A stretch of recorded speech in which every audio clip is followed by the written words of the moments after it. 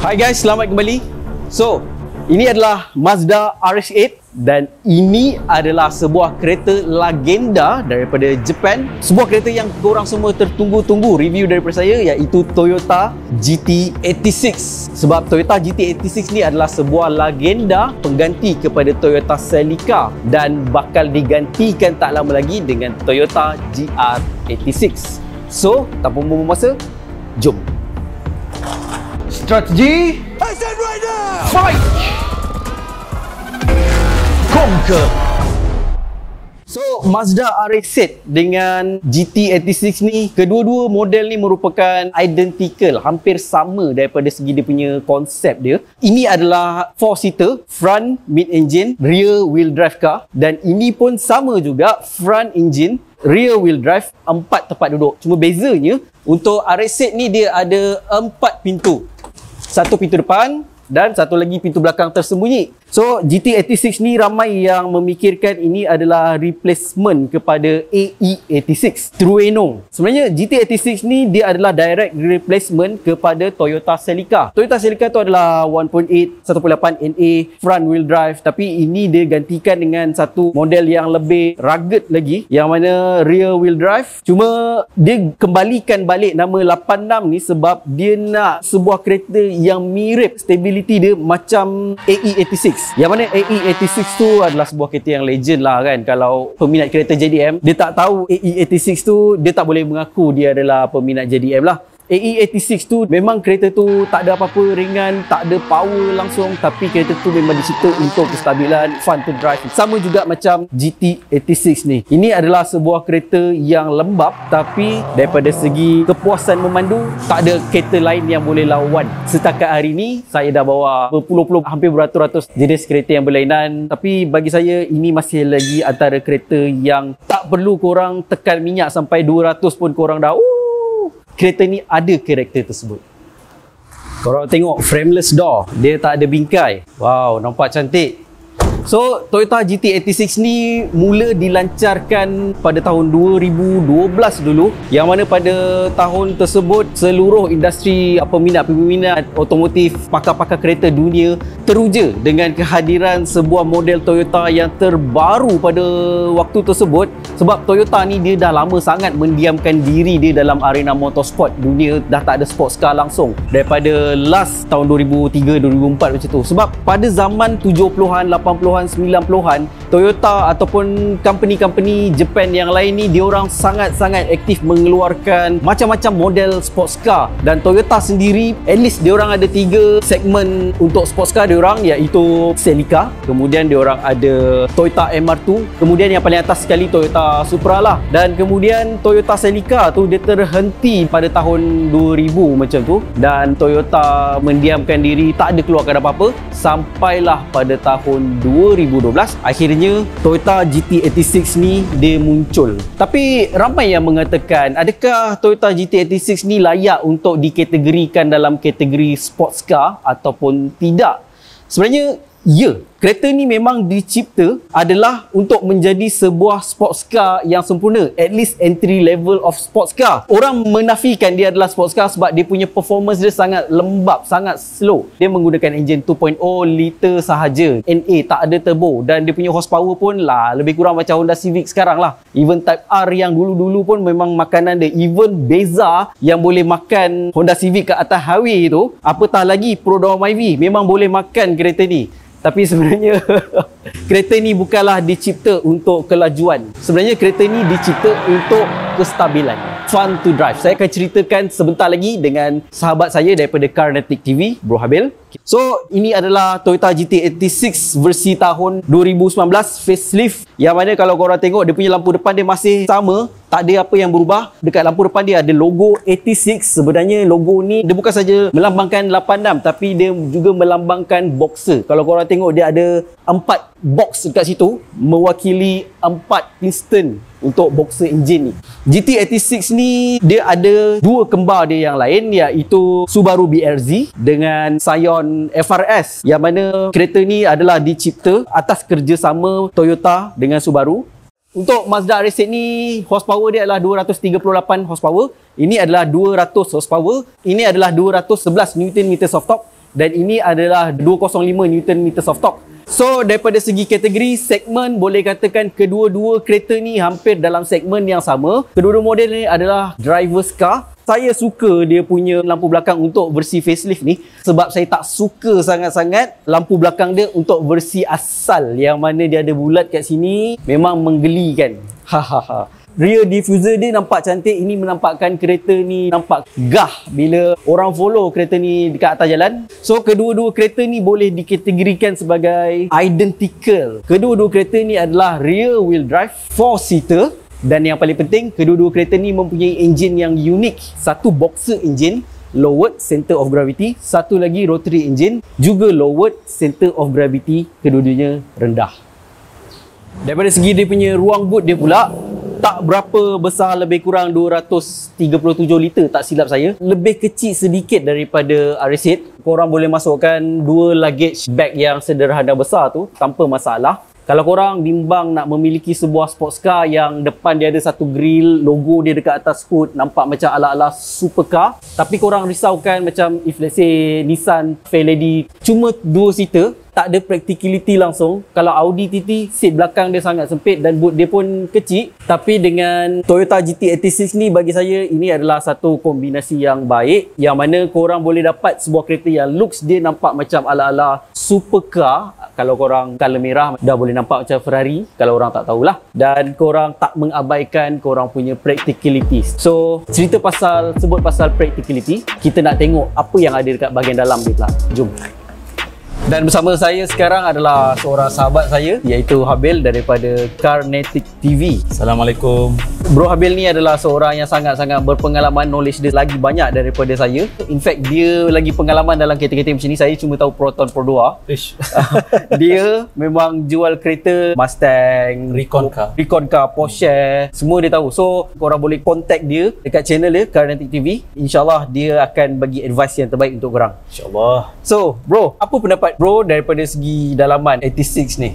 Saya memang seorang yang suka simplicity. Saya tahu design dia ni design 2012-2013. Tapi pandai Toyota ni. Bila dia baik pulih semula, dia improve dengan letak Alcantara. Ada few things yang dia ubah, nampaklah improvement tu. Untuk yang versi 2012 asal dulu memang tak ada sini, tak ada Alcantara. Tak, dia just plastik je. Kalau tengok kat sini steering dia tak ada logo Toyota. Dia ada logo 86 ni, 86. Sebenarnya cakap pasal logo tu, saya tertarik dengan Nas cakap tadi. Sebenarnya tu simbol boxer kan? Ya. Wow. Satu knowledge baru untuk saya. Sebab nampak macam 86. Sebenarnya ada dua maksud ni, 86 dan boxer engine. Boxer engine. Design memang nampak biasa, tapi masih lagi acceptable. Dia gantikan dengan touchscreen untuk versi facelift 2019 ni, dan dia punya tengah ni ala-ala macam cockpit yang pernah digunakan dekat Peugeot 3008 tak salah saya. Tapi Peugeot punya design tu lebih cantik lah. Of course, Toyota ni bukan specialities dia dalam design dalaman. No. Even Subaru pun bukan speciality dia dalam designing. Itu adalah tugas untuk Honda. Sebab tu kalau kita tengok Honda, dia punya design lagi futuristic. Itulah saya tengok Honda Jazz, Honda City, dashboard dia bukan main lagi. Bukan main. Kalau tengok Honda Civic FD yang dah 10 tahun pun, kalau kita masuk futuristic gila. Lagi-lagi Honda Civic FB tu luar biasa je. Dalam apa? Itu kalau orang yang biasa bawa BMW, tiba-tiba tak pernah masuk Civic, dia masuk Civic yang lama, dia akan rasa dia terpegun. Dahsyat juga Jepun ni kan. Meter cluster bell, boleh terangkan sikit tak macam mana kita nak tekan dia? Ni dekat sini. Oh ni. Ni nampak graf. Ni apa benda ni? Graf tu adalah power wideband, yang mana kita boleh tahu berapa ribu RPM kita bawa tu dan berapa torque kita buka waktu tu. So dia agak technical, tapi untuk orang yang memang sporty guy, orang buat kereta laju ni, dia faham lah. Graf dia untuk torque warna biru dekat sini maksimum dia boleh pergi 200 lebih sikit. Tapi sebenarnya graf tu nak menunjukkan cara pemanduan kita tu berapa tinggi kita boleh dapat. So dia bergantung pada skill kita. Untuk versi kereta ni adalah diimport daripada Jepun. So dia ada seat heater dekat sini. Kemudian korang boleh offkan korang punya traction control dan sebagainya. Kalau korang masuk track, korang nak more pada lebih oversteer, lebih drifting, boleh offkan. Dan kereta ni sebenarnya satu kereta yang paling mudah untuk kita naturally oversteer. Betul. Okey, dekat tengah-tengah ni dia ada dual climate control kiri kanan. Dekat tengah-tengah ni tak ada apa-apa konsol kecuali tempat satu letak kunci. Dekat tepi ni pun tak ada apa-apa poket. Door poket dia pun sangat kecil, cuma boleh muatkan satu botol saja. Cuma apa yang saya suka sangat adalah dia punya pintu ni. Pintu dia tak ada frame. Frameless. Cantik. Nampak smart. Saya sebenarnya nak tanya Nas tadi. Apa pendapat Nas dengan visibility kereta ni? Adakah Nas rasa dashboard terlalu besar ke? Side mirror terlalu tinggi ke? Visibility kereta ni untuk kategori sport car sangat-sangat memuaskan. Memuaskan sebab tak ada apa-apa benda yang menghalang. Di belakang pun nampak, kita boleh nampak full. Lepas tu macam mana dengan bucket seat dia? Okey lah, universal. Tak adalah sempit sangat. Kalau orang yang berbadan besar sikit, macam contoh Bobby Ang, perut dia lagi besar sikit. Hai Bobby Ang. So tak adalah dia masuk kereta ni tersekat sangat kan. So just nice lah. Dan dia tak adalah lebar sangat, tak hak kita punya ni kan. Dia just nice. Kita tak semesti bawa dalam track. Kebanyakan 99% kita akan bawa road use. So kalau nak pergi ke belakang, driver ni kena keluar lah sebab tengah-tengah ni tak boleh lalu. So kalau nak masuk sini, driver kena turun dan dia kena okey. Korang tengok. So kereta ni memang betul ada 4 seater, tapi saya sebenarnya nak tunggu Nas buat sampai habis. Jap. Ni lah tu. Korang boleh nampak tak? So belakang ni adalah diciptakan untuk penumpang yang tak ada kaki ataupun korang boleh letakkan beg saja kat bahagian belakang ni lah. Tapi at least dia ada 4 seater. Kalau korang ada anak yang berumur 6 tahun, 10 tahun ke bawah lah, masih boleh duduk kat belakang ni dengan selesa. Ruang headroom kat belakang ni pun okey. Cuma kalau korang tengok atas, korang akan nampak matahari. Terik panas gila. So memang kena tinted segelap-gelapnya lah. Cuma yang saya concern Nas, kalau orang dewasa duduk kat belakang, kalau pemanduan tu jalan tak rata macam bumpy kan, saya rasa kepala orang belakang tergantuk dengan cermin belakang. Ya, betul. Bumpy. Bro pernah duduk dalam Celica tak? Saya rasa ini lebih baik sedikit daripada Celica. I see. Tapi apa pun, Toyota ni pandai. Dia nak buat satu bumbung yang nampak coupe, yang curve bumbung belakang ni rendah. Tapi bila dia buat rendah sangat, orang kat belakang ni kepala dia terkena atas. So, dia dalamkan seat. Perasan tak seat belakang ni dalam gila? Dia macam tenggelam. So, dia tenggelamkan seat belakang ni. Tapi cakap pasal seat belakang kan, saya pernah try duduk belakang BMW M4. Bagi saya itulah kereta coupe seat belakang yang paling comfort. Yep, betul. M4. Tergelam just nice, position lutut pun just nice. M4. Tengah-tengah ni tak ada apa-apa center console, dia just armrest yang rendah saja. Sepatutnya Toyota dia boleh letakkan macam RS8, dia letakkan cup holder bla bla bla. Just ada 2 cup holder kat atas ni, boleh buka macam gini. Sama ada nak letak kat sini ataupun kat depan sini. Itu saja dia punya kompartmen dia. So, harga kereta ni adalah bermula daripada RM230,000 Recon untuk unit yang ini, unregistered daripada Jepun. Tapi tahun-tahun yang lebih lama sikit berapa? Kalau korang nak cari yang Recon, korang kena cari start 2016 ke atas, harga bermula 100 lebih. Kalau yang second hand yang dah registered 14-13 tu boleh dapat dalam 100 lebih sikit. Saya dengar lah bawah 100, 90 lebih pun ada So ini mungkin salah satu pilihan kalau korang nak ada satu sports car. Tapi adakah kereta ni sesuai untuk semua orang? Sebab yelah, dah lah tak power, spesifikasi pun biasa. Apa pendapat bro? Saya punya jiwa memang jiwa JDM lah. Jadi kalau diberi peluang untuk beli kereta ni, saya akan beli kereta ni. Walaupun dia tak ada turbo, walaupun dia sedikit under power, bagi saya it's okay. Speak of tak ada turbo, dikatakan ada option untuk kita pasang turbo plug and play aftermarket. Ada beberapa brand yang gigantic, brand yang besar macam HKS, dia buat PMP je. Tapi dia bukan saja buat turbo, plug and play. Dia buat supercharge sekali.